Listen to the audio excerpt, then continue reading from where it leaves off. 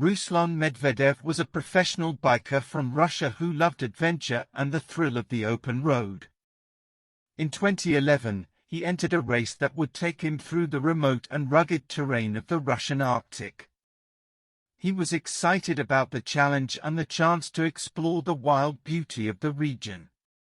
The race was going well, and Ruslan was making good time when he decided to take a detour to see a nearby glacier. The detour took him into an area where polar bears were known to roam, but he was confident that he could handle any situation that arose.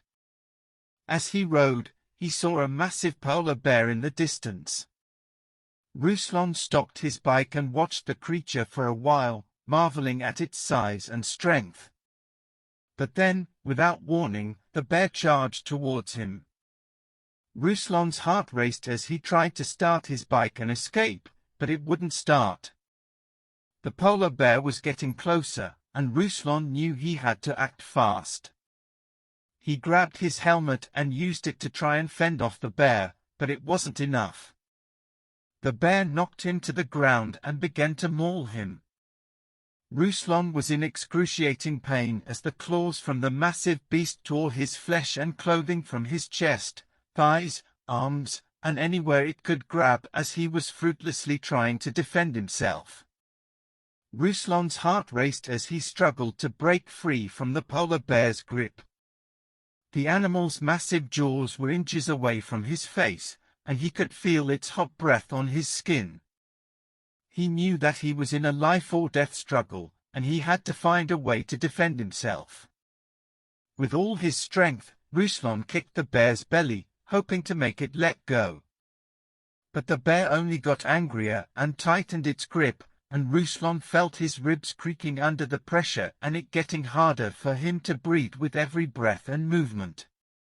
He was running out of options, and he knew that he had to act fast. Suddenly, an idea struck him. He remembered hearing that polar bears were sensitive to loud noises, and he hoped that it was true. Gathering all his strength, he let out a deafening scream, hoping to scare the bear away. To his relief, the bear recoiled at the sound, giving Ruslan a brief moment to break free. He scrambled to his feet and looked around for a way to escape. But the bear was already charging at him once again, seemingly having called his bluff and with its massive body moving with astonishing breakneck speed. Hoping that the bear wouldn't be able to follow him, he tried to slip into a crevasse that he spotted nearby. Without hesitation, he sprinted towards the crevasse and jumped inside, knowing that even that environmental hazard could kill him just as easily as the bear if he made a mistake. And the moment he did that, the bear's massive claws grazed his back as he made his way inside. Panting heavily, Ruslan looked up to see the bear snarling at him from above, unable to follow him into the crevasse.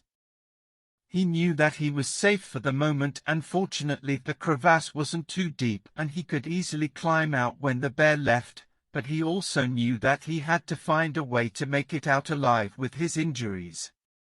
Suddenly, the massive creature's head appeared at the edge of the crevasse, and it let out a ferocious roar. Before Ruslan could react, the bear forced its body in and reached down with its massive paw and grabbed him by the shoulder, digging its huge claw into his bone and pulling him out of the crevasse. Ruslan screamed bloody murder as the bear dragged him across the icy ground, its sharp claws tearing through his remaining clothing and skin dripping with blood. His bones were exposed at this point and he was slowly losing his consciousness. Despite the excruciating pain and dire situation, Ruslan refused to give up. With a burst of adrenaline, he kicked at the bear's face and managed to free himself from its grip. The bear recoiled, giving Ruslan a second to scramble to his feet. However, the bear was relentless. It charged at Ruslan once again, its massive jaws snapping at his heels. Ruslan knew that he had to find a way to defend himself. Looking around, he spotted a large block of ice nearby. Without hesitation, Ruslan grabbed the ice block and hurled it at the bear's face. The bear stumbled back, temporarily disoriented after being struck right in the nose. Seizing the opportunity, Ruslan hobbled away from the creature as fast as he could across the icy tundra and took his chances and leapt from a small ledge, nearly breaking his ankles. But the bear was not deterred. It chased after Ruslan down the path, closing in on him with every passing moment. Ruslan could hear its breath getting louder and heavier, and he knew that he was running out of time. As Ruslan was injured and the bear was on full sprint, he looked back one more time and realized that there was no way to outrun the creature and decided that he needed to accept his gruesome fate. But then, like something right out of a movie, he heard the sound of a rifle.